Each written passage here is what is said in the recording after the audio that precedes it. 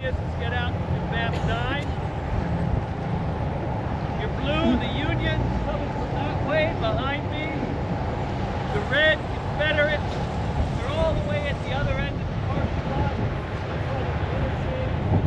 Interstate 81 down there. And the position they are in is a small woodlot known as Rutherford's Woods. You right now have the good fortune to be stationed at the Rutherford House. Right here.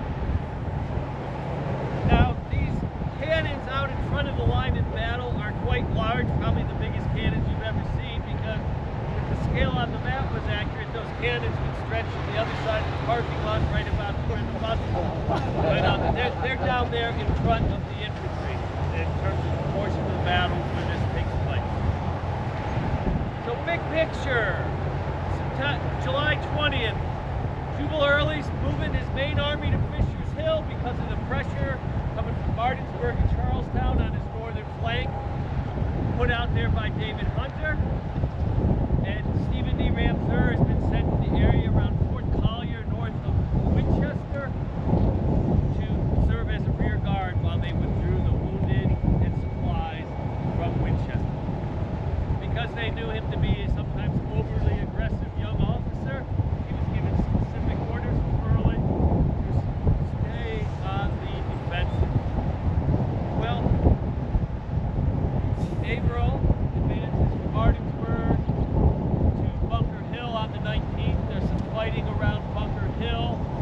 Mudwall Jackson's brigade of cavalrymen, about 600 in all, with a few Tennesseans from John Vaughn's brigade, are fighting from inside mills and houses until Averill brings up his artillery and blows them to smithereens, and they fall back and they occupy Bunker Hill, 11 miles to the north of us. The morning of the 20th, Averill resumes his advance. Vaughn is the brigadier general, the senior cavalry commander. He has his own Tennessee brigade and Mudwall Jackson under him. Ramseur is about 2 miles south of us.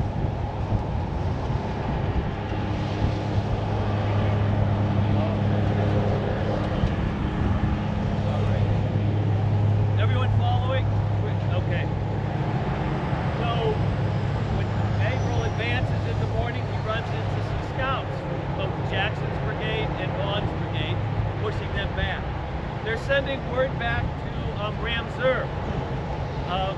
This is a murky situation. Ramseur, at the end of the day, is telling everybody, well, they told me it was a small force, and I went out there and it was a large force. Well, the numbers on both sides is Ramseur has 2,000 men in his infantry. He's got 2 batteries of artillery, so a few hundred artillery men, plus the 1,300 cavalrymen. So he's got about 3,500 men in all. When the battle takes place, Averill will have about 2,300 men. So Ramseur has a significant advantage, plus he has a qualitative advantage. His men are all veterans of the Army of Northern Virginia. The combat experience of the infantry under Averill, which is a brigade commanded by Colonel Isaac Duval, he had fought in the Shenandoah Valley against Jackson in '62.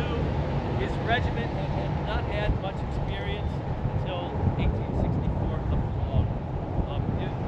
His brigades would turn out to be solid performers here. Duval's men, and there was only about 1,300 infantry there, and Duval's men were going to be at lunch, lounging about around Stevenson's Depot, when Vaughn's requested some artillery support from the cavalry. They advanced a short distance north of here. They began dropping shells in amongst the veterans. This is the first that Averill knew that they had artillery, because they did not the day before. This is Captain Village's Georgia battery. Averill will bring up his two artillery batteries, about 12 guns, and quickly drive them off. He's going to resume the advance about the early part of the afternoon. When he gets to Carter's Farm, where that brick house is at on the right-hand side of the road, he's going to climb up the top of the barn.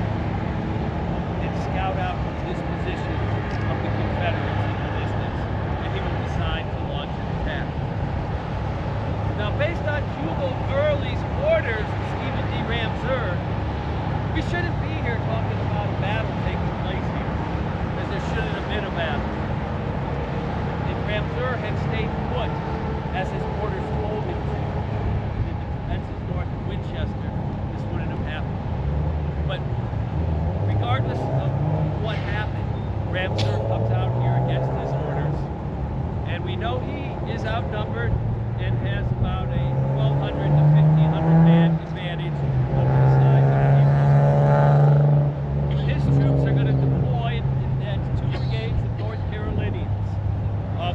Directly behind you and extending out probably almost nearly to I-81 behind that bank building. But again, some of it's going to be that's going to be where Brigadier General William G.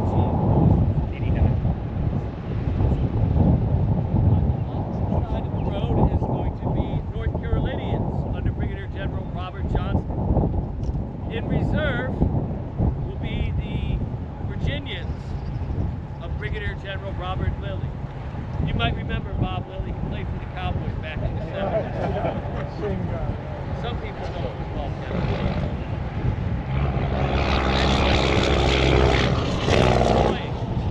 Gabriel decides to attack.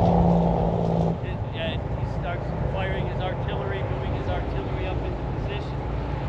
As they come forward through here, one battery of Confederate artillery is going to be just in front of where the cars are going under the bridge in the distance. You know you're at a scenic site when you're, right where the cars are going to the interchange now. It's well preserved here. But there's some Kirkpatrick's battery of artillery, 4 guns of Virginians right on the road, send it down to Kearneysville, right down here. Now, on the left, on the road itself, to the left, are 2 regiments of Ohio, the 91st and the 34th.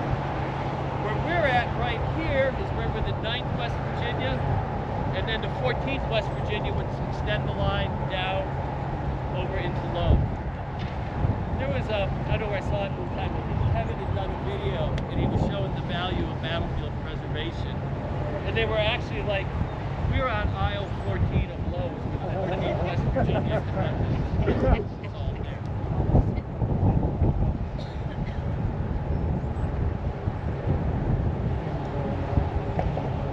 So, as these troops begin to move forward, they come under heavy fire, especially in the center. Now, cavalry is covering both flanks of the infantry as it's advancing. He's running into exceedingly heavy resistance from both infantry and artillery. Union cavalry is going to be counterattacked over across the street along the railroad tracks. This isn't showing on your map. Mudwall Jackson's going to charge out and hit the left flank of the Union battle line. The cavalry that had been covering Duval's left flank is going to fall back. The 34th Ohio is going to begin to struggle, and it too will fall back. It looks like Duval's April's line is going to collapse from left to right. Well, the commander of the 91st Ohio, a man named Lieutenant Colonel Benjamin Franklin Coates, his family were Quakers right around this very region north of Winchester here. They had left Winchester and moved to Ohio 4 years before Benjamin was born, and he's visiting relatives and friends while he's in the area here.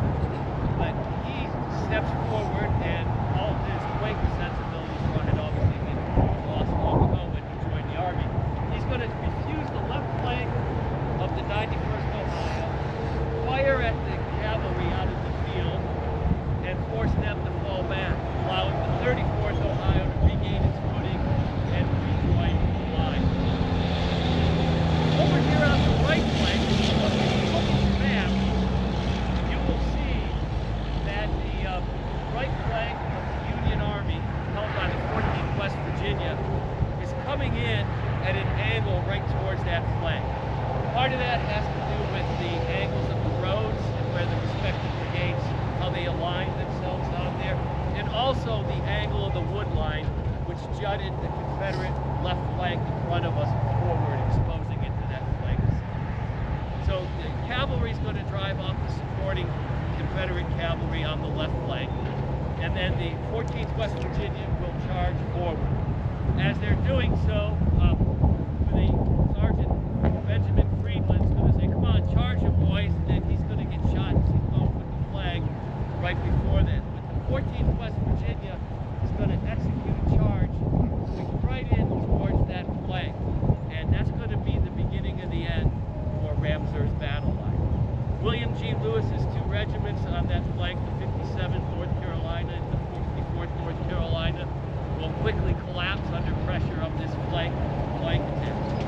Another thing that's going to happen right about the same time as this is that Stephen A. Ramseur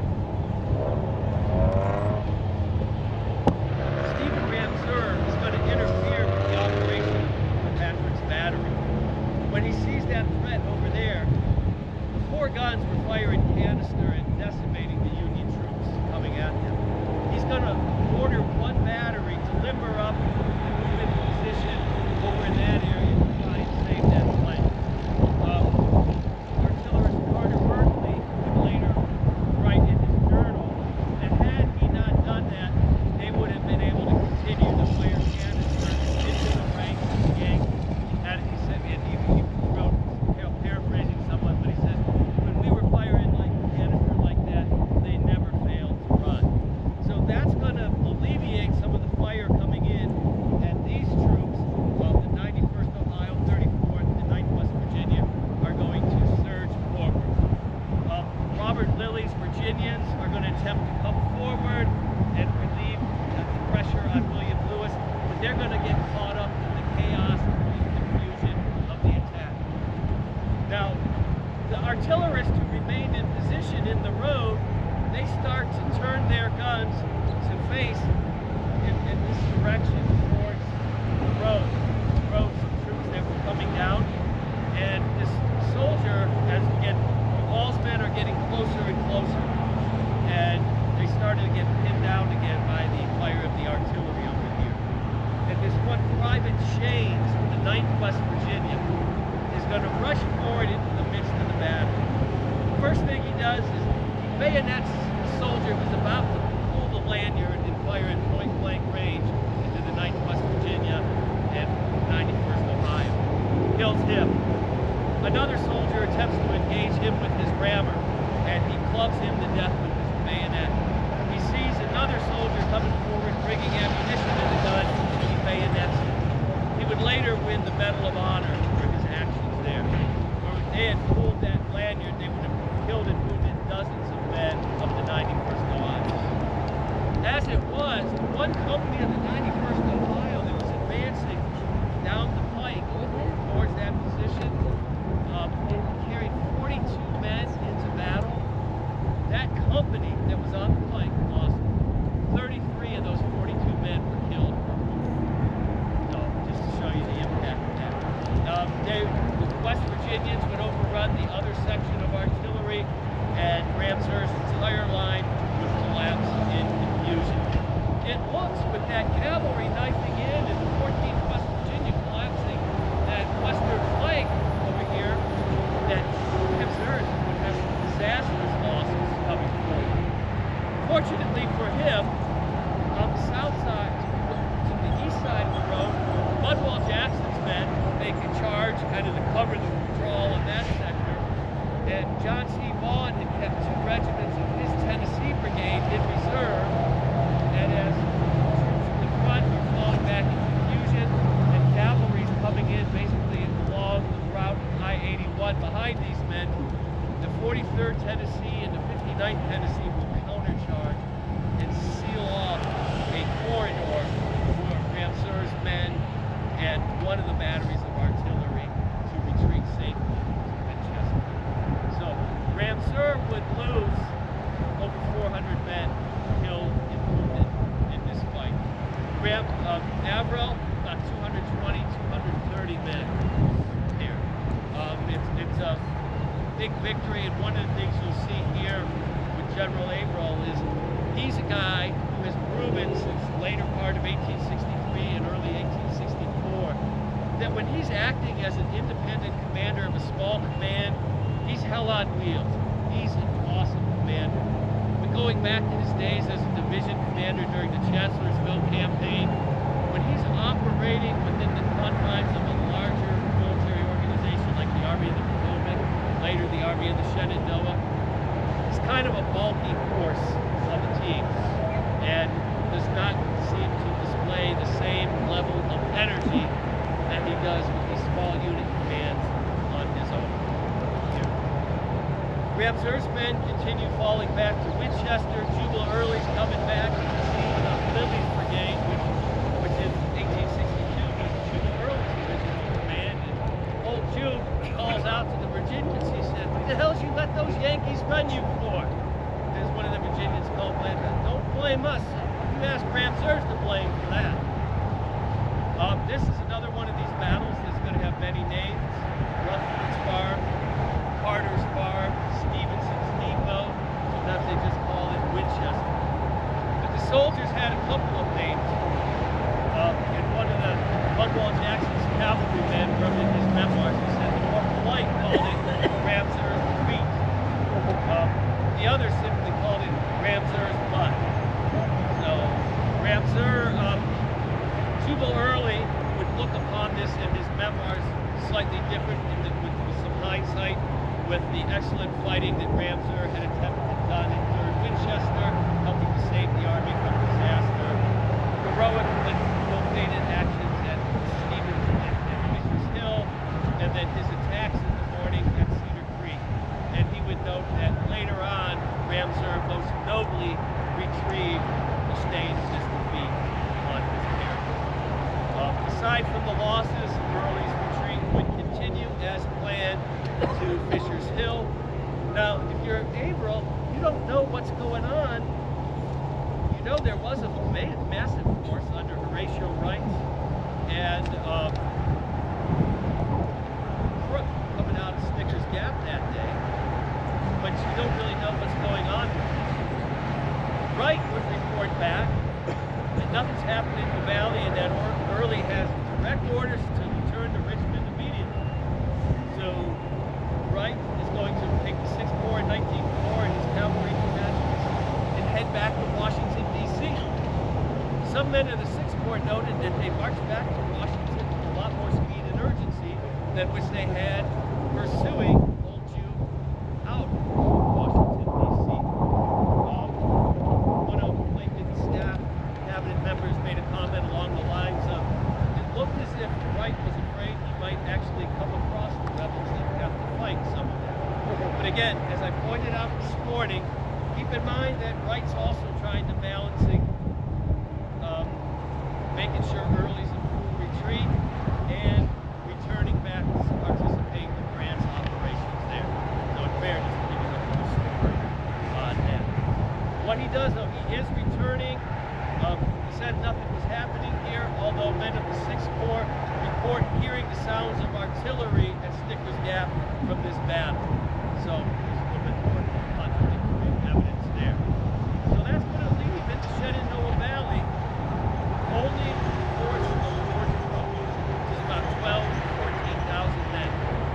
And if ever there was an army in need of rest and refitting, it was George Crook's Army of West Virginia after the torturous retreat through the mountains of West Virginia, the slacking they took in the spring, and just the general need to reorganize and refit here.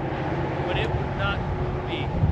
And so I'm going to cut off the presentation here for this and take a few questions at this point. This is the Rutherford house. This is the house. Yes, you're at the Rutherford house.